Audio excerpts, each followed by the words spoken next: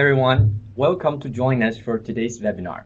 My name is Zichao Wei, currently work as a PPP group at the World Bank, and I'm glad to be your moderator for today.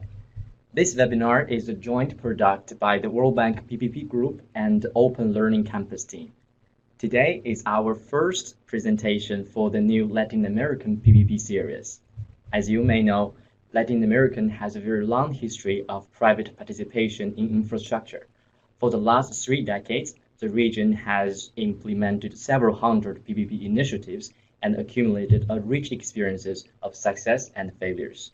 For today, we will start the discussion of the region's largest economy, Brazil, right after the 2016 Rio Olympic Games. It's really my great honor to introduce you for our speakers and discussant today. So our speaker for today is Marcos Segura. He is an expert in PPPs in Brazil, with a multidisciplinary background and more than 10 years of practical experiences in the policy reform and project transactions in Brazil and other Latin American countries. He has managed more than $3 billion in transactions in the sectors such as transport, social infrastructure, energy, and environmental assets. Also, I'm very glad to introduce our discussant for today, David Duarte. He is a senior PPP specialist with the World Bank Group. As a Chilean national, David worked as the Chilean Ministry of Finance in the contingent liability and the PPP unit for the 12 years. He was responsible for the creation of physical management framework for PPPs and other public policies in his country, mostly related to the PPPs, public transport, contingent liabilities, and the physical management. During the last 8 years, he was the head of the unit.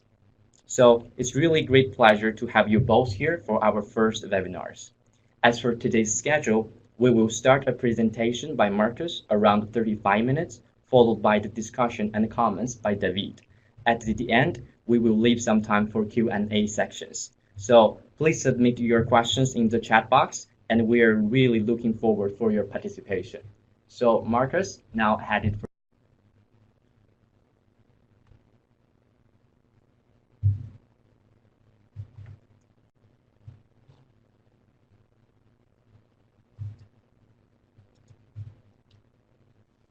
figure out. Hello, can you hear me, Zichao? Yes. Brilliant. Thank you, and thank you, David, for being here. Actually, thanks everybody for showing up. For me personally, it's really a pleasure to be here. I have been working in the international context of PPPs for a while now, and one thing that always bothers me a lot, it's the extent to which the same mistakes are repeated all over again. That's why I think sharing knowledge and learning together is so important. Thus, being a part of this, being able to discuss the themes of infrastructure policy and PPPs with such a high-level audience is a way to accelerate my learning and sharing experiences to avoid the repetition of those same mistakes.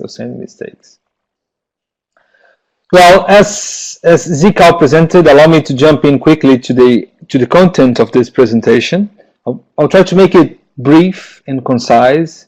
Just show to you some insights I've had as a international consultant working for government and for the private sector in PPPs.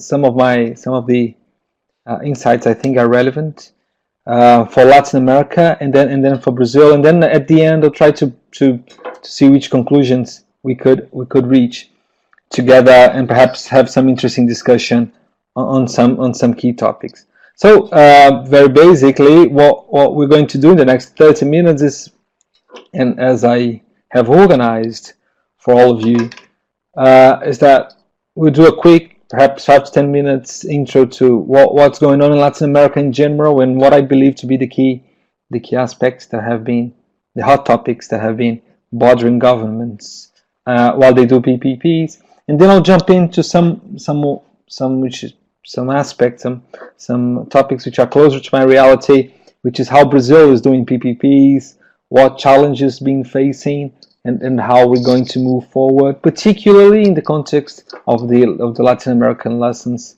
that I have just talked about. So that will probably take us for the next 30 minutes in this context. So just a quick note here, introductory note before we jump into what I think are the relevant aspects for PPPs in the region, is that I worked for the government, subnational level in Brazil for about almost 10 years. Then I moved into doing consultancy to the private sector in governments throughout Latin America. And these are a few of the things I think are key in terms of the Latin America thing. As Zikao mentioned, and I think that is a suitable place to start, is that PPPs are very active in Latin America. Effectively, perhaps there is no other region in the world in which the private sector plays such a relevant role in infrastructure provision as it is in Latin America. That is how big the private sector investment is in infrastructure in Latin America. If you take a look at the data, this data, as some of you might know, is the data from the Private Participation Infrastructure Database held by the World Bank, and shows not exactly what we are associating with PPPs, but in general, it shows how much of private sector investment has been put into public infrastructure in sectors such as water, energy, and transport. Throughout, the database begins in projects which reached financial closure in 1991 and goes all the way to 2015. And the gray bar with the red outline is the Latin America. As it can be seen in almost every year, with a few exceptions, Latin America is a region that has attracted more private sector investment in infrastructure throughout the whole data series. That is in the value of the investment that reached financial closure in that year. In 1 year alone, at the peak in 1998, it's accounted for over 150, as I would say, $180 billion of projects reaching financial closure there in Latin America alone. That is also true for the number of projects, which show how active the Latin American region is. That is, these charts that you can see now, they show the percentage of the entire database per period of the PPI database that is due to Latin American projects. So in the period 1996 to 2000, 43% of all the projects that the PPI database has are for Latin America. And it continues in a very relevant number of projects, reaching the 32% on the 5 years starting 2011. That is, Latin America and PPPs. Latin America is very intimate to PPPs and has been for a long while. Those projects are mostly in energy sector, but there are several projects also associated with water, transport, and communication in the PPI database. That is, Latin America has used PPPs for a long while. But I think the most relevant part of this is that I've been working with this around the region for 10 years. And one thing that is extremely specific to the region is how fast and dynamic this market is. What I'm saying is that countries have tried to improve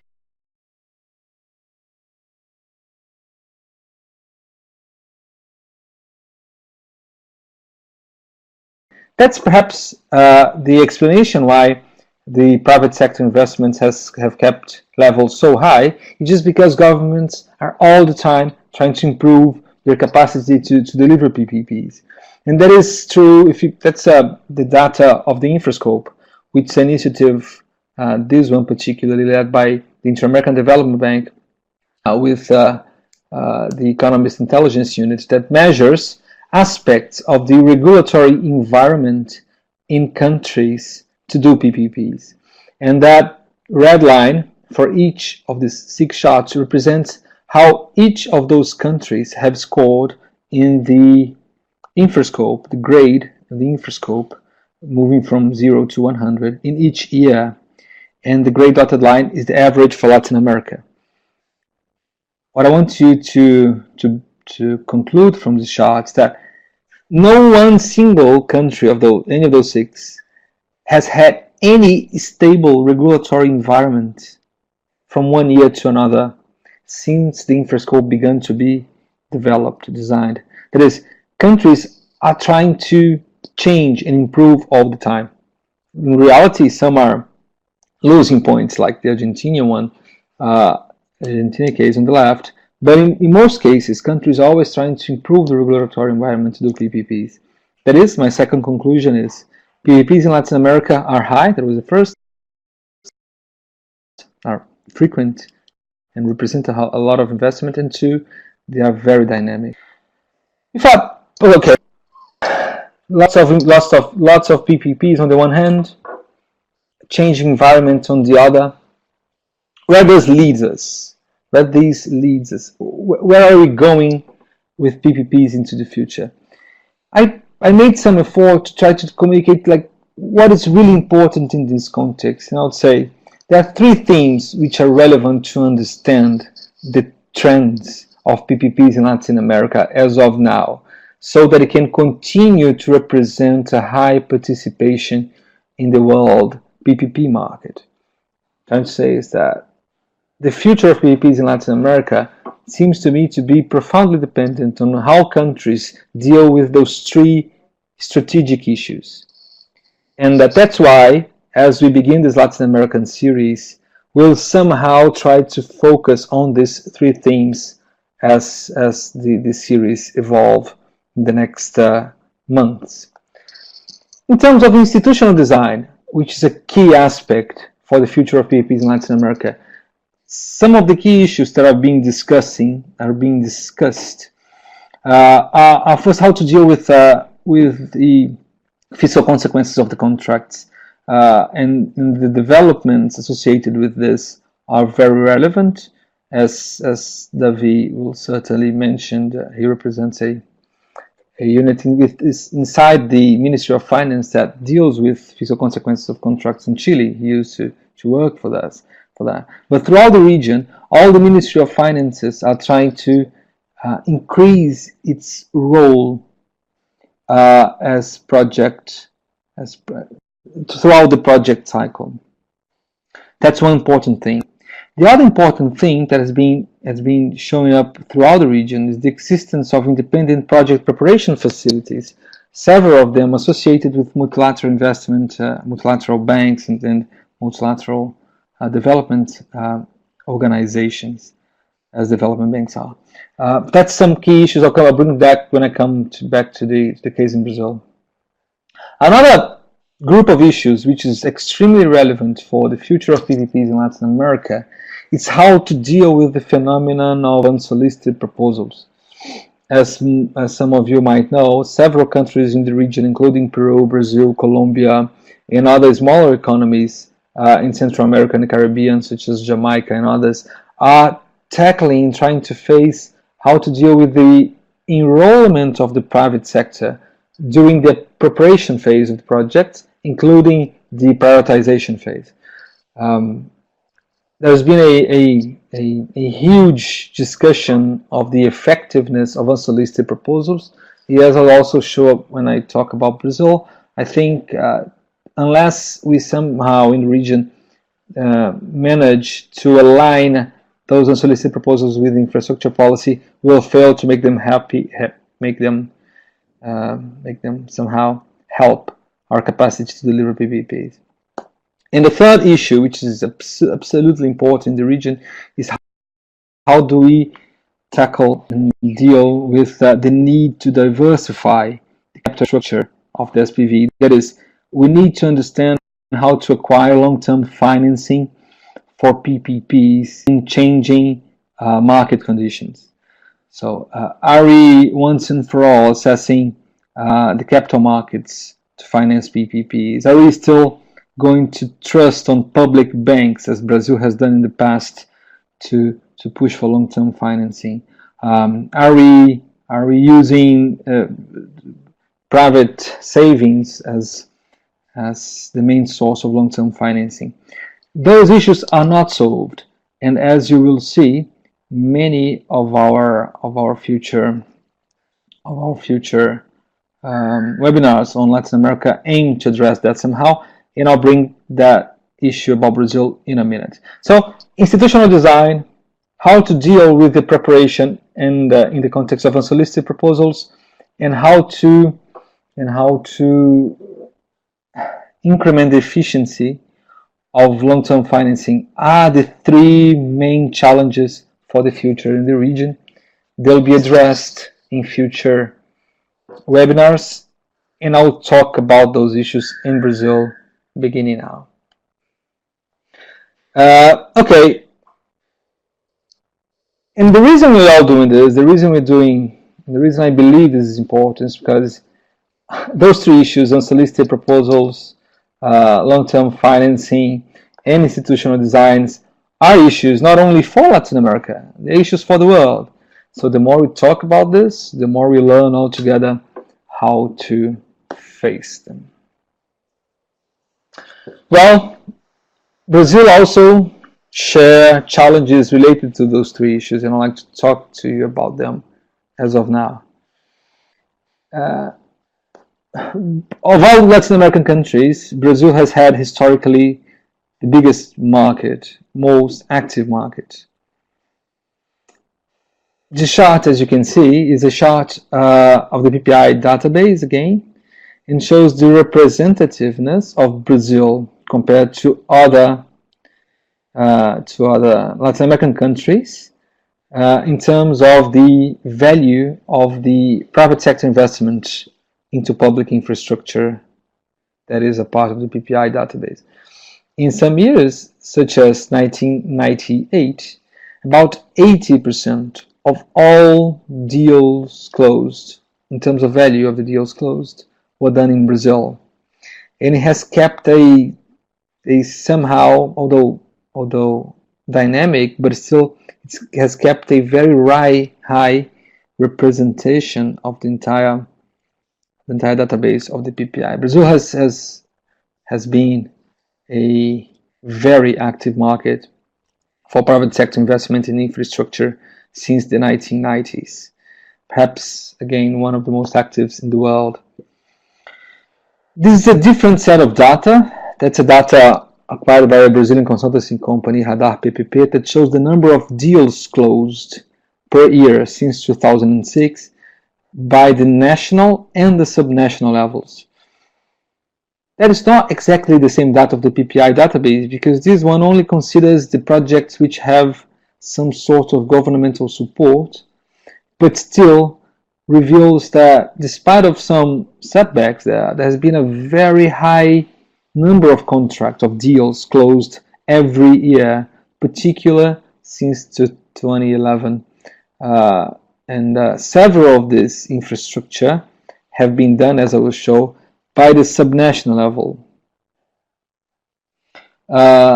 These are the total number of projects, not the contracts signed in Brazil, but contracts that have been initiated per year in the country as governments begin to prepare and plan for projects. As you can see, the state level and local authorities, municipalities, account for most of projects being prepared in the country. That is, PPPs, however, they have been used by the federal government. Indeed, they have, mostly for large projects. They are mostly used today in Brazil for subnational governments. And as such, those subnational governments have focused in the infrastructure they are responsible for delivering. Why is that important?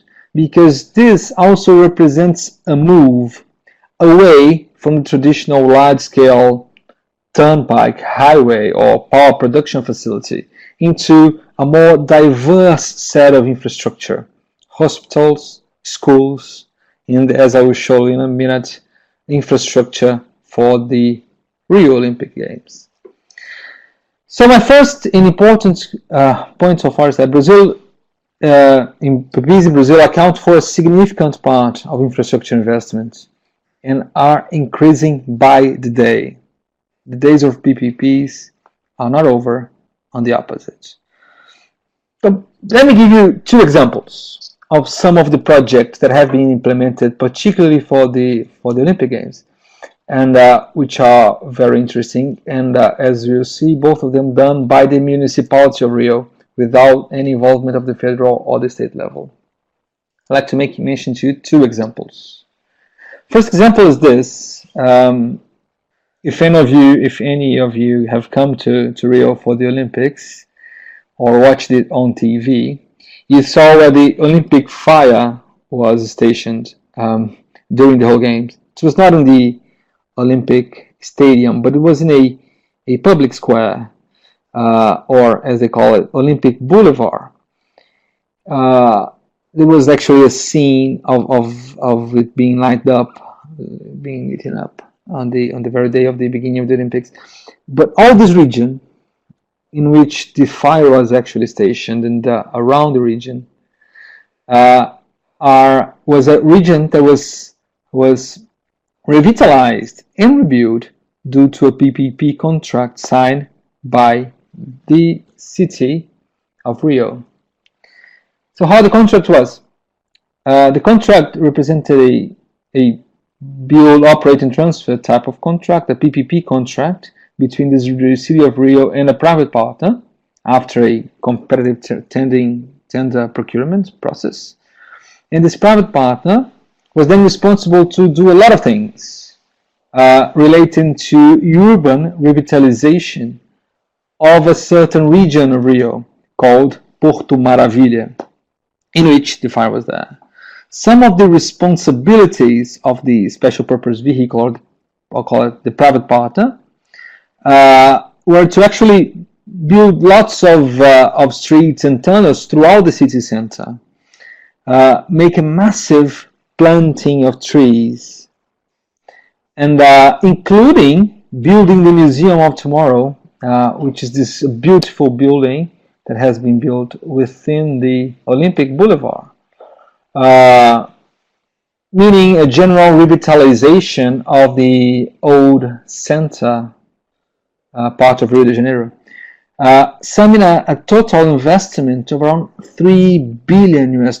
So it was a huge, massive project, all fully financed by the private sector through a PPP contract. The revenue model of this contract, which is important, is that the city of Rio were responsible then, once the infrastructure was over, to pay availability payments in a 15-year-old contract.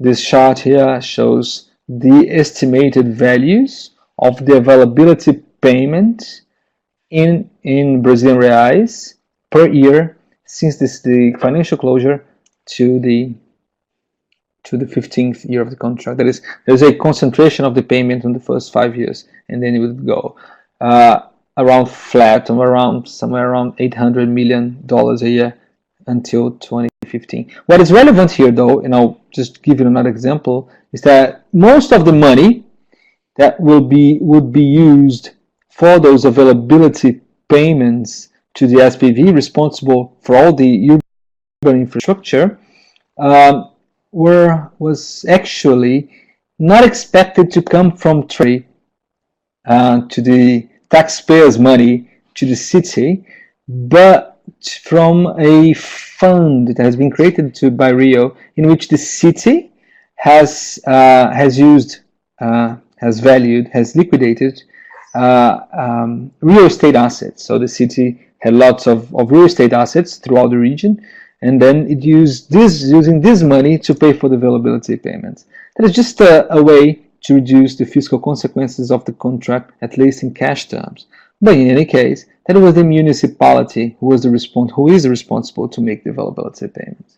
But there was a huge project that enabled several of the obligations regarding the Olympics to take place, which is the revitalization of the city center. That is how it is looking now. This is the Museum of Tomorrow.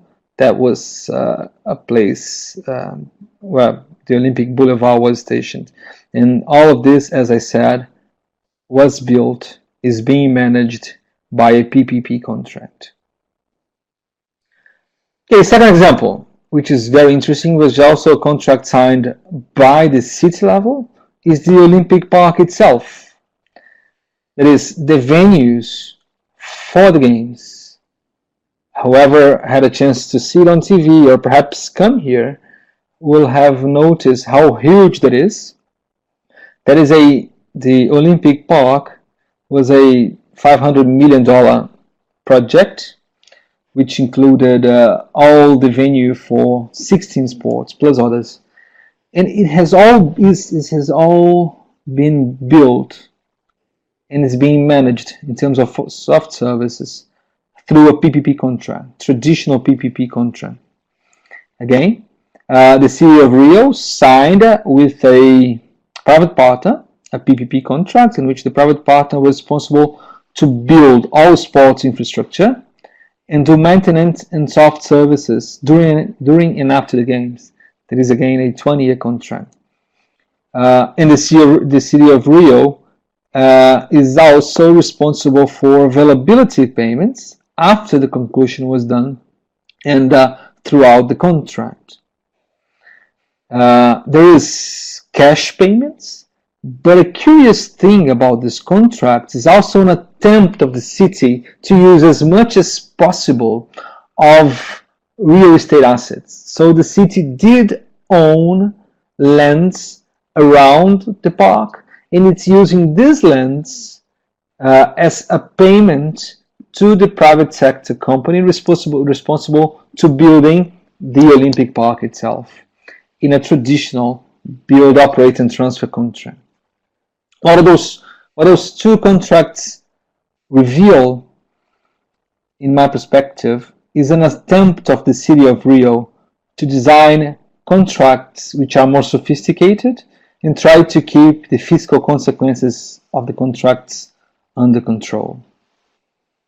But what is relevant, in my perspective, again, is that, and those two examples reveal, is that PPPs have been used in Brazil to meet needs, social needs, which go far beyond what we traditionally associated with large-scale infrastructure projects. Those two projects, one is as I said, urban revitalization project. The other one is a sport infrastructure.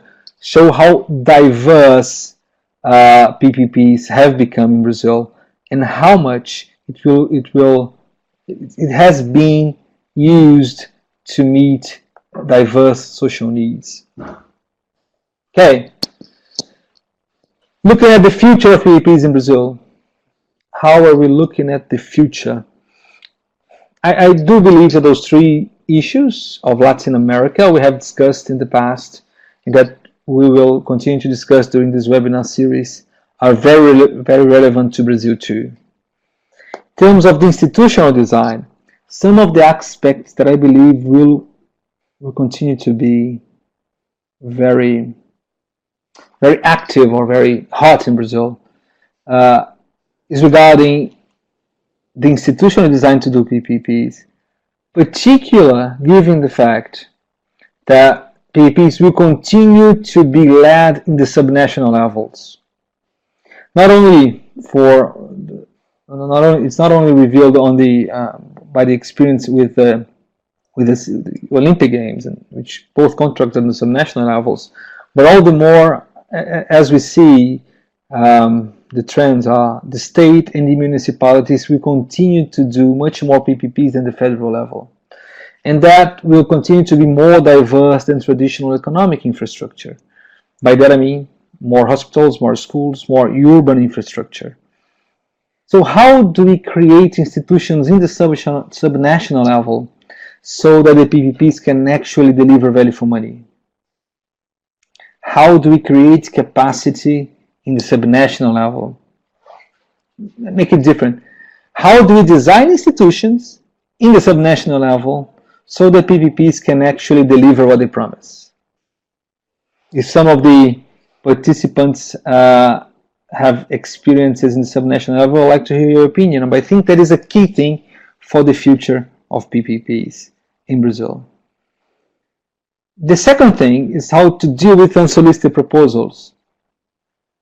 Unsolicited proposals, that is, when the private sector participates in the preparation of projects in Brazil, have been quite ineffective. That is, most of the projects that have been prepared by the private sector do not turn into contracts themselves. Okay. If the subnational level will continue to play a leading role in the market in Brazil, they will have to learn how to deal with unsolicited proposals. How to do it? Again, we are brought to the same conclusion. How to design effective institutions and build capacity in the local level, this time to deal with unsolicited proposals. Again, there is a huge challenge in my perspective, and I would certainly like to hear opinions of the listeners of how to tackle those. Sources of financing. Just recently, Brazil is also going through an important economic crisis. And one of the decisions that have been clearly made, and it's in public knowledge now, is that our traditional way of financing infrastructure, which is we have a publicly owned national bank that finances long-term infrastructure, including PPP contracts, is retracting. That is, BNDES, the National Bank for Economic Development and Economic and Social Development, will reduce in the long-term financing of infrastructure. Who will replace BNDES? Naturally, private banks will have to step in to some extent, and that creates an issue.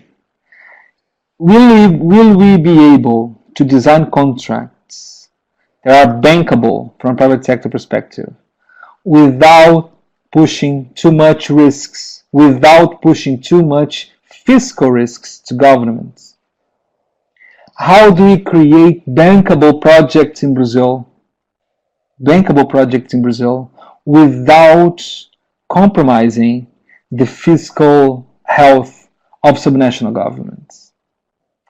That is the key issue in terms of sources of financing. I think to develop mechanisms to identify and manage fiscal consequences adequately, it's a key aspect for the future.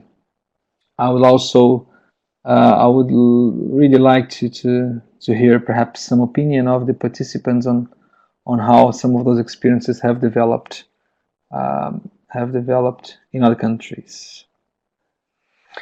Well, there's a fourth issue here, which, in terms of trends and challenges, which is key. And this issue is, as some of you might know, Brazil is going through a huge corruption scandal mostly associated with traditional procurement of infrastructure projects, typically in the oil and gas industry. But that represents that contracting out public works and infrastructure has become a major issue in Brazil because of the corruption scandal. So how do we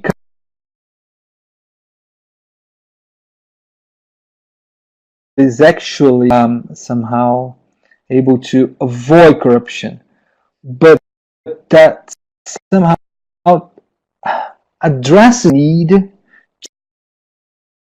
to create a more transparent procurement processes? I'll put in other words. Can PPPs help? I am a strong believer that the answer to that is a yes. That PPPs, because they articulate very transparently, they can articulate very transparently the outputs of projects. They can be a way to avoid corruption infrastructure projects. And I think that is the huge challenge Brazil faces right now, is that we need to use PPPs to avoid corruption. So, finally, the future, building capacity at the local level, keeping fiscal consequences and fight corruption, should then be the focus of the regulatory reform in Brazil.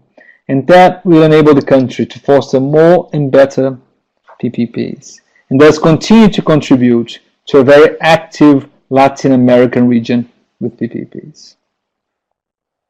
That was my overall 35-minute presentation. I'm happy to discuss details.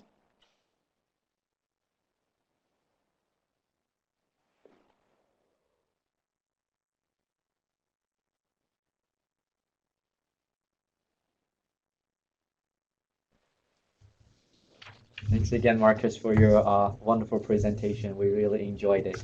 You walked us through the Latin American region's PPP market, and then we go to Brazil.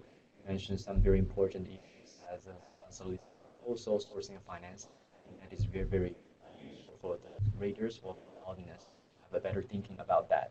So right now, actually, we'll move to our discussant, and David actually will give us some insights on what he is thinking based on your presentation. So now let's move to David. Hello. I thank you, Marco, for this presentation. I want to be very brief to leave time for the question of the audience. But I want to make some some key remark. First of all, in the institutional design, yes, I agree that the empowerment of the finance ministry is getting more attention in most of the institutional design in South America.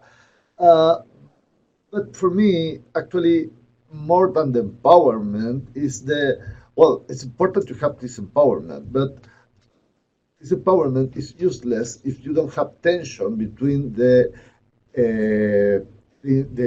area of the Department of Finance that is reviewing the project and the area of the Ministry of Finance or other minister or other institutional semi-independent that is preparing the project. So the check and balance and the tension and the tension is necessary.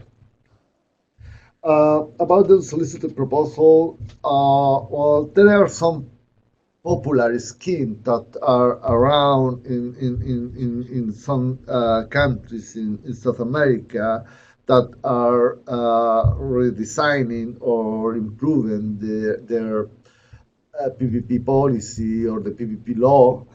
And basically they have to deal with two questions or with the trade-off between to attract innovation and have competition. If you have a very competitive process after the unsolicited proposal is approved, nobody will represent an unsolicited proposal. But if you have a but you need to keep some competition in order that you know that you are paying a fair value for the infrastructure provided by this in unsolicited proposal. So there so there are there is the trade-off between these two aspects that have to be addressed. One thing that I do not recommend at all for this, and I have been hearing this from several countries, is that this right to match. Right to match is when the proponent has the right to match the offer of the best bidder during the bidding process. And about the sources of financing, many countries are trying to get the pension funds interested because it's a natural match between the time and risk. My my recommendation in this aspect is that they should look to pension funds outside the country. Last year, I went to a meeting with Pension Fund of Canada, and they were happy to invest in South America.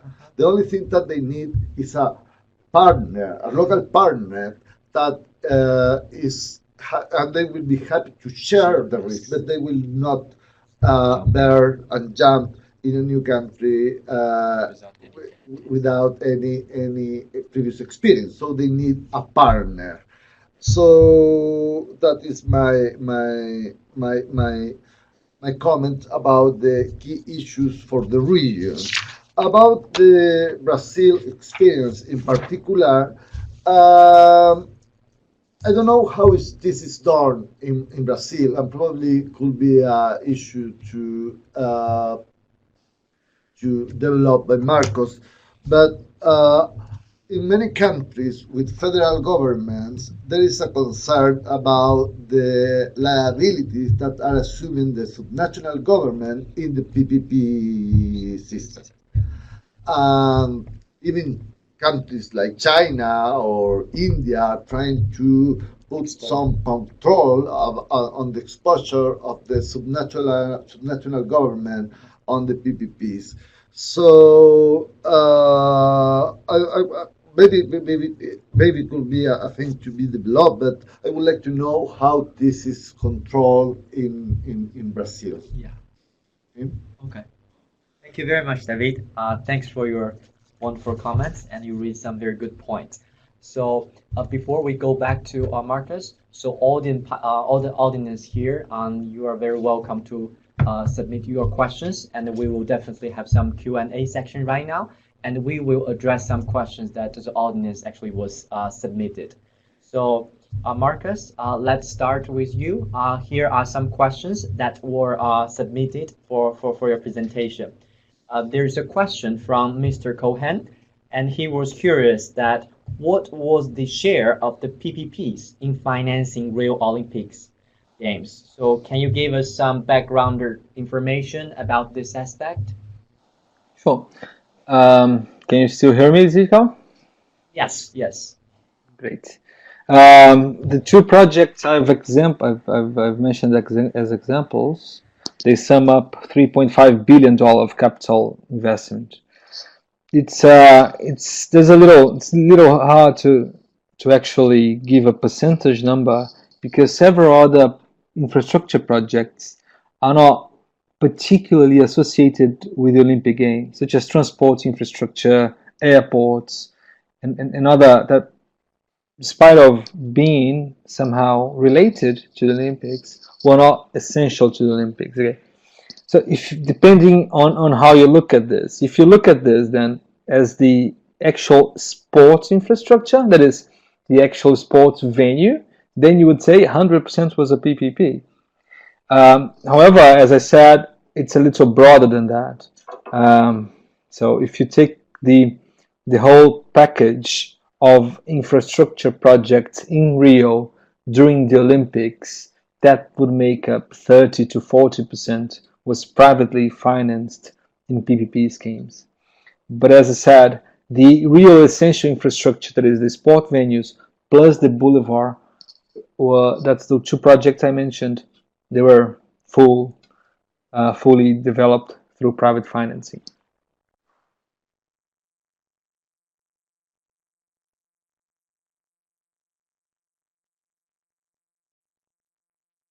Alexandra, he was asking, how do you see the future projects on the healthcare sector in Latin America? Do you think the government aims on that sectors, and how to highlight that theme among the government authorities?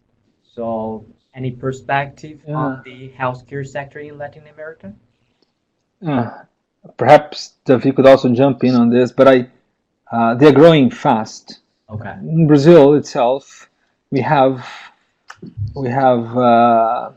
3 huge contracts signed, plus another 15 on the way. By that I mean projects which are being prepared or procured as we speak. There are hospitals, healthcare facilities, diagnostic centers. PPPs in health in Brazil are on the high, again being developed by the subnational level or the subnational government, either states or cities, which implies all the challenges I mentioned in institutional design and capacity building. But they are high and they will continue to be high in Brazil. Other countries such as Mexico and some other countries uh, we can talk about later, also have taken very seriously a policy of private sector investment into the health sector, which I believe will also continue to be on the high. So how I see the perspectives, I'm very optimistic about the number of PPPs of health sector in the region and their capacity to deliver value for money. And I think the real problem is still to build capacity to make good contracts that actually deliver value for money. Um, about that issue, I think there are different realities in South America related with the healthcare sector and PPPs. There are some countries that have explicit exclusion of the sector and education on their PPP law. And there are other countries that basically is a very sensitive area, and there is no restriction, legal restriction in the law that they need a political commitment at the highest level to develop a program. And sadly, the political cycle is too short to develop a program. You need a political commitment longer than the political cycle. If not, any change of government will change the policy and will stop project. Again, this is a very sensitive area in many countries in South America. Okay, cool. Thanks, And Marcus. just jumping in, David, I think can you hear me, Rico? Yeah. Okay, I think David just mentioned something which is really important about the long-term political commitment, and that can only be achieved, in my perspective, once we see the benefits of PPPs. As PPP hospitals, because that was the question, deliver better results with a cost under control. This, in my perspective, is the only way to create a social awareness of the advantages of PPPs, which in turn creates long-term political commitment. So, how to bring the theme up is we need to get those projects which are working and show them off to the world, to the society, and thus acquire long-term political commitment. That I think is the only way to move. Totally agree. Totally. Thank you. Okay, based on time, I think we will have two more questions, one for Marcus and one for David. Let's start with David, the question. We have this question from Mr. Salif. He is curious about how our PPPs are variable instruments for a win-win partnership. Any thoughts on this? Yeah. How to do that? Yes, I'm not saying that all projects are win-win. definitely. Yeah. First you need a screening process for the project. And the traditional screening process is based on the costs and the benefits for the entire society of the project, which is called a cost benefits analysis, right? Yes. So if the project passes this screening, it means that the project increased the wealth of the entire society, right? Yes. So it's a win at least for the society, for the public, right? Yeah.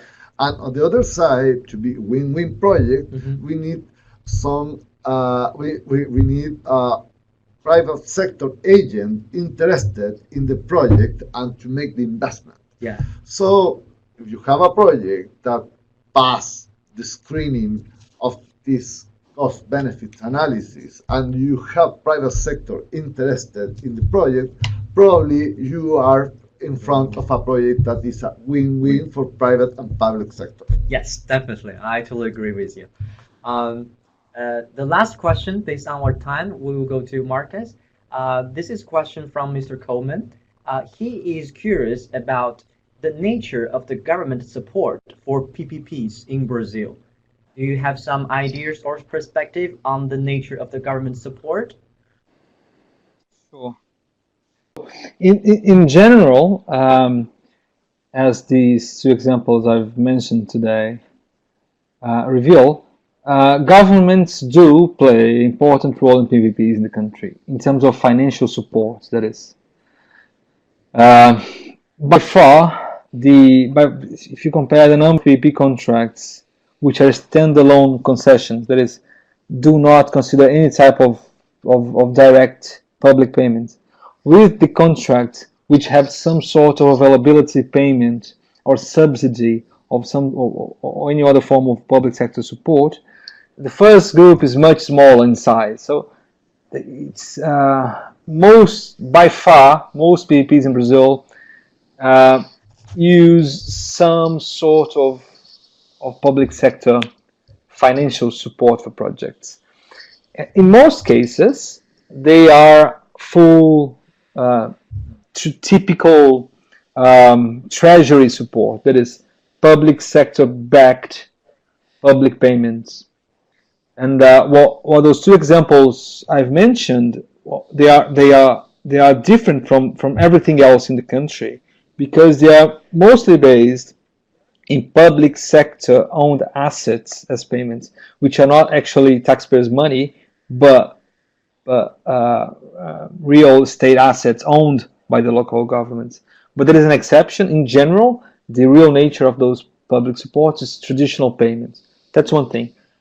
A second thing which is important is that since Brazil has always financed its long-term infrastructure through BNDES, the National Bank for Economic Development, and these loans to the private sector are more often than not subsidized in some level. There's also another form of support which took place in this huge PPP program, which is soft loans or loans which are cheaper than the market conditions. So basically the nature of support does have shows itself in two ways. First, traditional public payments. Second, soft loans cheaper than traditional interest rates. Okay, thank you very much, Marcus. Actually, we can see there are still questions coming in here, but I think based on our time, is there any last comments for David or Marcus that you want to address? Please let us know. And I think as for today, thanks very much for all the questions, excellent questions. I think the discussion can going on. Please welcome. We're very welcome to hear your feedbacks and questions. I think we can continue on this great discussion. So at the end, thank you again for all the participation. Thanks for your participations.